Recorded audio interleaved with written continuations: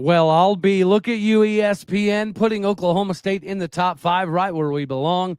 And speaking of belonging, just because Memphis doesn't quite belong in the Big 12 doesn't mean that their head coach is not ready for a Big 12 job.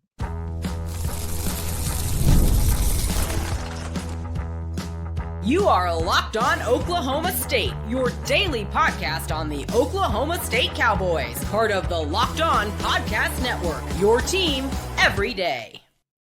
Howdy, y'all, and hello, all. Welcome into Locked On Oklahoma State, your top stop for all things Cowboy and Cowgirl related. My name is Cody Stovall. I want to thank you kindly for stopping by to make this your first listen. We're available on all of your podcasting platforms, visually as well on YouTube. Find me personally on X at Aldeo State. Today, we're partially brought to you by Game Time Tickets. Download the Game Time app, create an account, and use the code Locked On College, all one word, to get $20 off your first purchase. Use that code Locked On College, all one word, at Game Time Tickets today. Meanwhile, we get to shift into the conversation of Oklahoma State being a top 4 job, according to ESPN, across the country. There was another individual that put out some analysis that had Oklahoma State as the 4th best job in the country right now. Of course, we wholeheartedly agree, but there was also an NBC sports ad or article recently that had Oklahoma State as like the 8th or 9th best job in the country. Thankfully, ESPN definitely gets this one right here. So let's take a peek at this before we get into the fact that maybe Silverfield's a better idea than Golesh since they just won in a head-to-head matchup. ESPN currently, after Florida has their opening up as well as LSU, they have the LSU Tigers as the number 1 ranked job in the country at this very moment. The number 2 ranked job they have in the country is Penn State. The number 3 ranked job is the Florida Gators. And yes, our Oklahoma State Cowboys, according to ESPN, is the 4th best job available in America. I wholeheartedly agree, not just because we're an Oklahoma State fan, but seeing the stuff pop up that UCLA or Virginia Tech could be a better job than Stillwater is absolutely preposterous for a multitude of reasons. Let's read what ESPN put together here. Number 1, on-field performance. 2 things can be true. The program has cratered since the start of the 2024 season, but Oklahoma State has played for a Big 12 title in 2023 and 2021. The Pokes also had 7 10-win seasons between 2010 and 2023. The Pokes are 33-26 since the start of the 2021 season, 4-14 in their last 4-14 in their last season plus, and are now 76-46 since the start of the 26th season. They are still one of the top remaining brands in the Big 12 Conference without OU and Texas, and recorded 10 AP Top 25 finishes between 2008 and 2023. Access to the CFP. This category should boost Oklahoma State job in the eyes of coaches and the representatives. The Big 12 doesn't have historic prowess like the other 3 power conferences and should have wide open races for one more CFP spot in most seasons. In early 2022, Gundy was bullish about what Oklahoma State could become in a reshaped league, telling ESPN, put all the schools down on paper and look at the success they've had and wins, the bowls, and all of the other stuff over 15 years. Oklahoma State should be leading the charge. He's 100% right. We've covered that a multitude of times. The only team with more wins in the last 20 years was OU. He was continue saying, I'm just going off of the success and the facts. It doesn't mean that we start at any higher level. What that means is if we push forward and make a strong commitment, then we will get to the highest level of the new conference. Despite the recent struggles, he is not wrong, and the right coach could help Oklahoma State get to the rise again. It goes on to talk about the roster rebuilding and how we've been left in a pretty tumultuous void. And then they talked about the leadership within Oklahoma State, and Chad Weiberg just got a new contract. The financial support was something that they brought up. And this seems to be a little bit of a misconception, so we'll read that real quick. Even after Boone Pickens' death, Mike Gundy believed in the financial muscle of Oklahoma State's booster base, telling ESPN in 2022, there's a lot of Oklahoma State people that have done well in the corporate world and have money to invest and donate. But it really helps when you're winning and having success because people want to be a part of a winner. Oklahoma State has not been winning, and Gundy is now gone. And it's imperative for Chad Weiberg and new president Jim Hess to rally support behind the next head coach. The school once was way ahead on facilities, but fell behind with the new NIL and areas needed to win in today's game. Finishing off about the financials, you've got to get the fan base attendance. You've got to get donors. And just like Gundy did, they've got to be willing to spend, an industry source said. You've got a conference that other than Texas Tech, your resources are going to be near the highest point, which brings us to this previous season, right? That's the debacle that will be studied forever. How did we spend almost $15 million, 13, 14-ish million dollars on this roster and then end up this way? I think, whenever a lot of schools are bringing in GMs that have NFL experience or business experience, that could be a route that Oklahoma State needs to explore. But even on top of that, that means that when you're hearing that Alex Golesh is in the running for the Oklahoma State job because the hiring agency has supposedly been able to pitch him on the idea that Florida would not be a good of a job for him as Oklahoma State. One thing simply being the idea that you have one bad season at Florida, you're gone.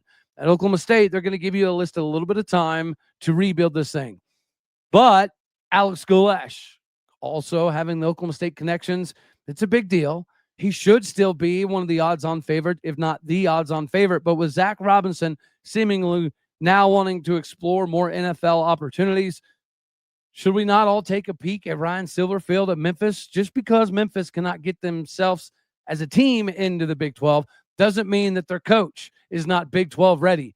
Ryan Silverfield, I think, is Big 12 ready, and Alex Golesh is obviously one of the most popular names in the country for all of these coaching searches, but he just fell to Memphis. And whenever you look at Ryan Silverfield's career, he originally went to the Bowl School, which is like a military style of academy, and much like Oklahoma State's Brian Nardo, he decided to study coaching in college instead of playing. And then after that, he heads off to Hampton-Sydney. In 2003, he leaves for Memorial Day High School. In 2005, he goes to Jacksonville to take over quarterbacks. In 2006, he goes to UCF as a GA.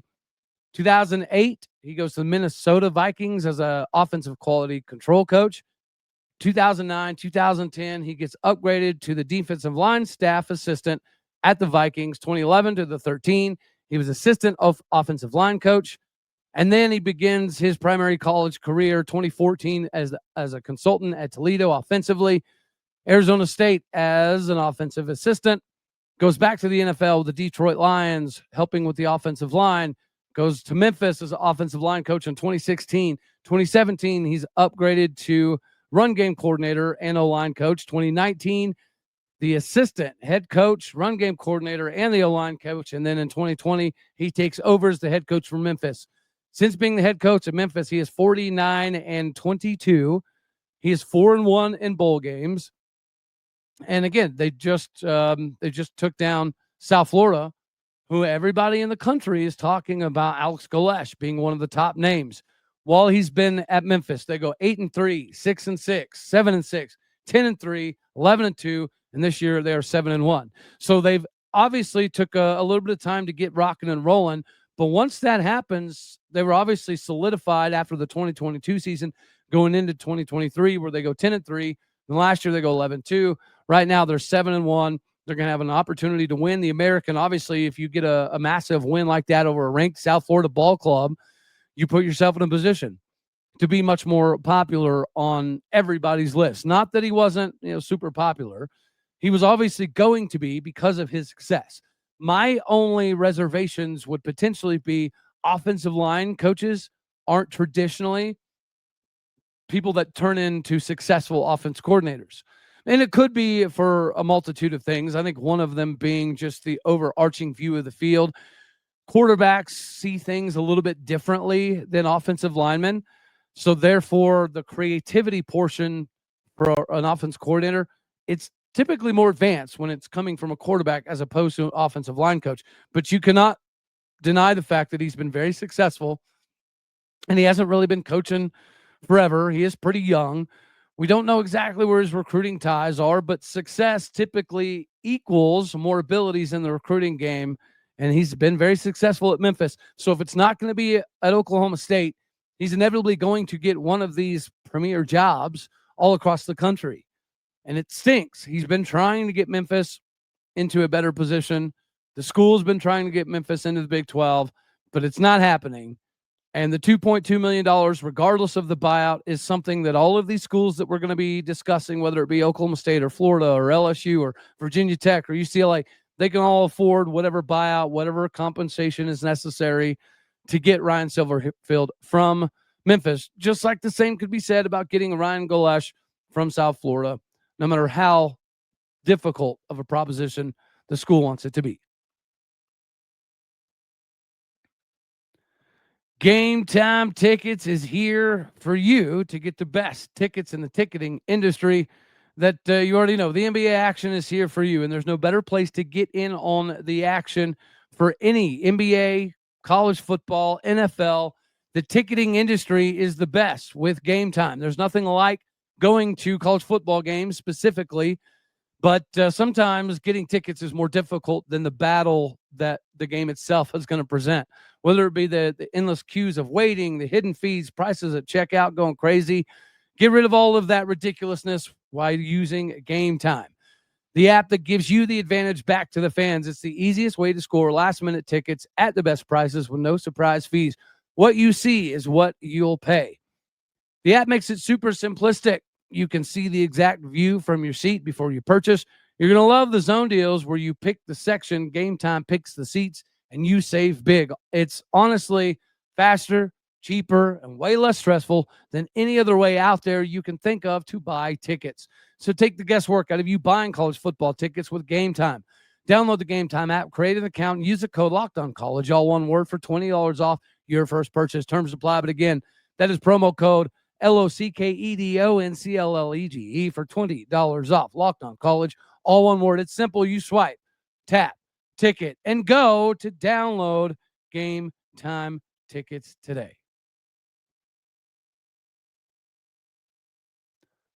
The front seven in Stillwater America is on to something. And ironically enough, whenever you talk about all of the rich tradition that Oklahoma State has at wide receiver and running back, and recently we've had a nice stretch of linebackers, the front seven in and of themselves have been the calling card of Oklahoma State. You point to the running game being the mainstay or the wide receiver tradition. You can't point to the traditional things at Oklahoma State. But what you can look at right now is the fact that the front seven is doing some amazing things. And you got to give a shout out. Marshall Scott put out this tweet, I believe, yesterday. Oklahoma State's rush defense through the first 4 games, we were allowing over 213 yards a game at 5.4 yards per carry. The last 4 games, 110 yards a game at 2.9 yards a carry. And once again, another opponent that did beat us up pretty decently, they failed to have a 100-yard running back. And Texas Tech, they had a lot of yards through the air, and that has been the common consensus this season, is the ability up front has been somewhat mitigated by what the back end gives up. But in a season that you're potentially chasing 1 or 2 wins, you're grasping for moments in the season that can get you somewhat excited. I think the enhancements with the front seven over the course of the season do give us something to look forward to. Wendell Gregory is still top 3 in the Big 12 in tackles for loss. He's still the top 20 in the Big 12 when it comes to sacks, creating havoc in the backfield. But even outside of that, the defensive line, we've had injuries with Jaleel Johnson and Deshaun Brown. Deshaun Brown's coming back, looking pretty good. We've had to have guys like Landon Dean step up. BYU transfer, UCLA transfer, Sitvini Hafili Kafusi has had to log big minutes. We were coming into the season expecting to see a ton of Amon Oates and Demarion Thomas. But for whatever reason, we're not seeing a lot of those individuals. We're also anticipating that we would get a large portion of statistics from Brian McCoy, who has done very, very well for the most part this season. But you're seeing multiple times this season that he's kind of gave way to other individuals, and especially some of the guys down low. Aiden Webb was able to get in and get some playing time in this ball game. Regardless of the downtrodden Cowboy season, Ryan Osborne has kind of been a solidification aspect for this Oklahoma State coaching staff. And even on top of that, maybe, Cap Dede has been a little bit of a disaster, okay, if we can call it what it is. But Ryan McNamara is a name that everybody seems to gravitate towards the development. I think you are seeing, even when you see guys like Ike Esenmuni get in the game. Trip White has been playing a much more the last handful of games, and it's pretty visible that he does outperform even somebody like a Brendan Rawls. And Brendan Rawls, he dealt with some injury concerns as well. He comes into this game and chips in another, 6-7 tackles while having some injuries kind of pop up here and there. Poisson Utu is a linebacker that we haven't heard a ton of until recently, yet he gets in the game and he's making the most of his opportunities. We were anticipating maybe a big name this year would be somebody like a Wendell Gregory, or sorry, not a Wendell Gregory. He has been a massive name. I meant Chendavian Bradley. But instead of seeing a Chendavian Bradley, we're seeing more of a Tajay McCoy. And Tajay McCoy is number one in the Big 12 right now in fumble recoveries. And coming into the season, the culprits are equaling this Oklahoma State attack are not the names that we were anticipating, right? I think Amon Oates was supposed to have a massive season. Demarion Thomas was supposed to be somebody that we were able to plug and play. You lose somebody like a Justin Kirkland, it's okay because you have a Demarion Thomas. Michael Diata, the Virginia transfer, he's been playing a lot more recently, and obviously it's been working out, in his benefit. But Oklahoma State not allowing all of these teams to run crazy on us. It's the calling card that we have to look forward to. Right? Texas Tech. Yeah, they beat us up, but Cameron Dickey only had 47 yards. As a team, they only had 88 yards rushing. And the passing, that's a little crazy. But I think even then, if you go back and look at Cincinnati, Evan Pryor coming over from Ohio State, likely to be one of the major cogs in the machine, he only has 63 yards rushing. Tyree Walker, he only has 38 yards rushing.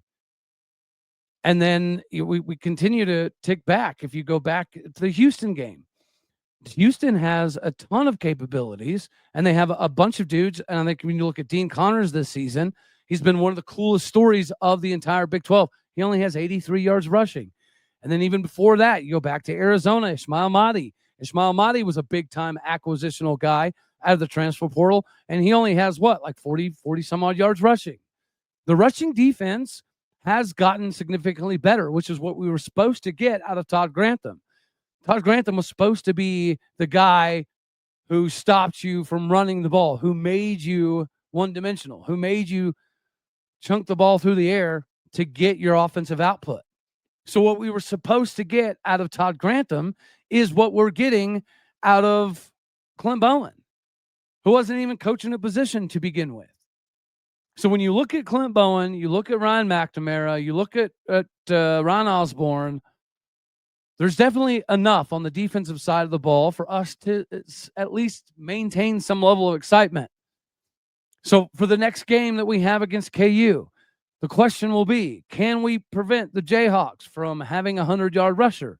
Because that has been the mainstay so far of this defense throughout the course of this season, is this rushing attack, or the defensive guys stopping the rushing attack. We may not have a bunch to celebrate this year, but I love seeing this rotation of new guys get opportunities, and the fact that they're not only making the most of them, but we're preventing guys from running up and down the field on us. You got to take the wins where you can get them. And this front seven, especially the latter half of this season, has been a win.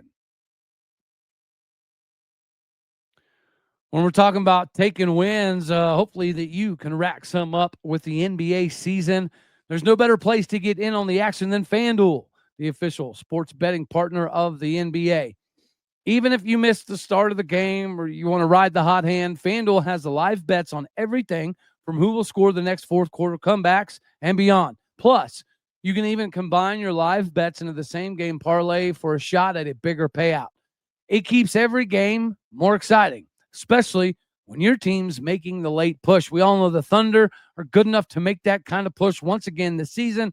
So get behind the excitement now. Right now, FanDuel is giving new customers $300 back in bonus bets when your first $5 bet is a winner. So head on over to FanDuel.com to sign up and play your game with FanDuel, the official sports betting partner of the NBA. Go get squared away today with FanDuel.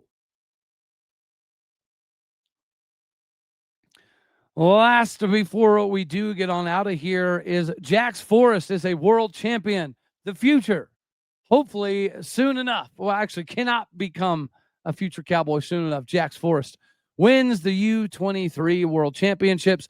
He teched his way all the way to the final and then won the final in a barn burner against another individual that teched his way all the way to the final as well. I cannot wait to see this dude on campus, especially whenever he's coming in with Drayshawn Ross and Jordan Rainey and Jaden Rainey. What an absolutely crazy combo to go alongside what is arguably the team to beat in that season. I don't think there's, anybody out here that would claim that anybody other than Penn State's likely to win this year's Natty as well. But there's some interesting storylines. The biggest is Nebraska going to repeat as number 2 with Oklahoma State finishing 3rd and Iowa finishing 4th. And the Iowa duel in Stillwater is going to be big. We take on Nebraska on the road this year. That's going to be big. We have the national duels coming up. We begin the season against Stanford, which Stanford is a really quality opponent. So it'll be a pretty good test before we get to the national duel meet, which is a pretty remarkable ordeal that David Taylor was very instrumental in bringing into the fold. And we're going to talk about a little bit more of that. I'd like to bring on the Low Single on to talk about some of that stuff. But nonetheless, it's amazing to see Jax Forrest get the W, the development over Zahid Valencia, seeing the Rainey brothers both capitalize in massive ways. And now we had some surprising news this previous week is that there was an upset. And it's pretty surprising. It's a pretty surprising upset. At the end of the day, whatever you look at it, Cody Merrill should be the guy at 197. But Cody Merrill just recently lost to Ben Mower. And Ben Mower is an Edmond, Oklahoma native. So let's take a little peek here at Mr. Ben Mower. We need to get to know him because Cody Merrill is a massive, massive deal. And him being the 197-pounder was kind of an afterthought because everybody just assumed with his huge pedigree and his ability this previous season to have a lot of success, it was just going to be his. But it appears as though it may not be the case. So Benjamin Mower is a redshirt sophomore at Edmond Memorial. This previous season, he was active in a reserve role. He went 18-7 with 6 appearances at open tournaments. He competed primarily at 174 pounds before bumping up to 184 pounds at the Golden Norseman Open, where he won the title behind 3 consecutive pins. He placed 3rd at the Bronco Open, the Bob Smith Open, and the Reno Tournament of Champions. He completed the year with 14 bonus point victories, including 8 by fall. The year prior, his redshirt year, he went 13-1 in open tournaments while redshirting. While attached to the team, he went 5-1 with 4 falls and a major decision in his first tournament. He won the Roger Deckner Open and the Golden Norseman Open in dominant fashion. He went 8-0 in those events with 7 bonus point wins.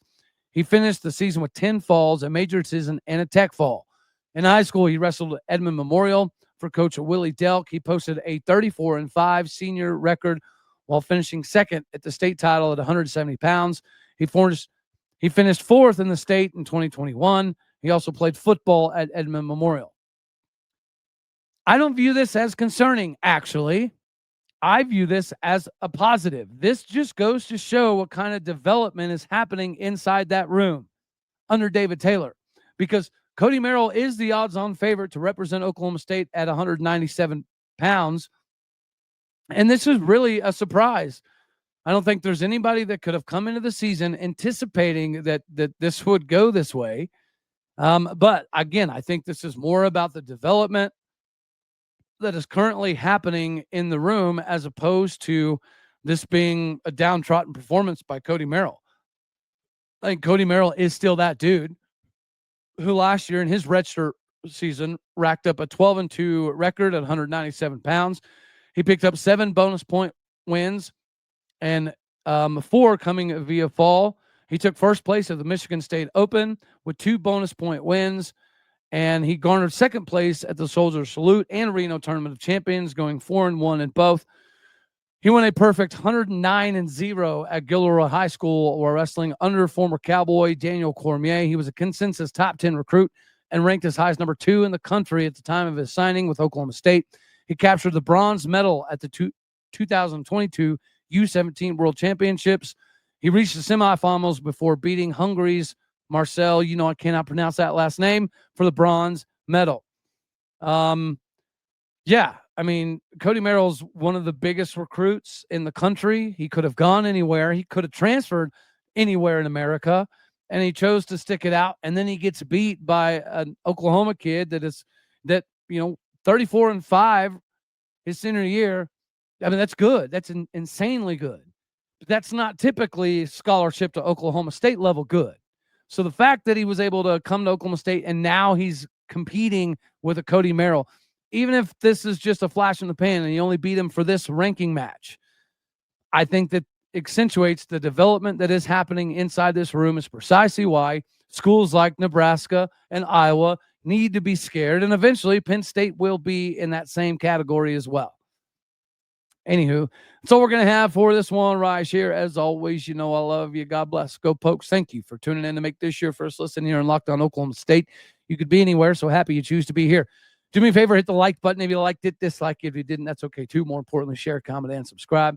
I'm podcasting people out there. You're everything that makes this work. I appreciate what you do, so go do what you do. Hit the stars. Leave some reviews. Alrighty, y'all. Later, my taters.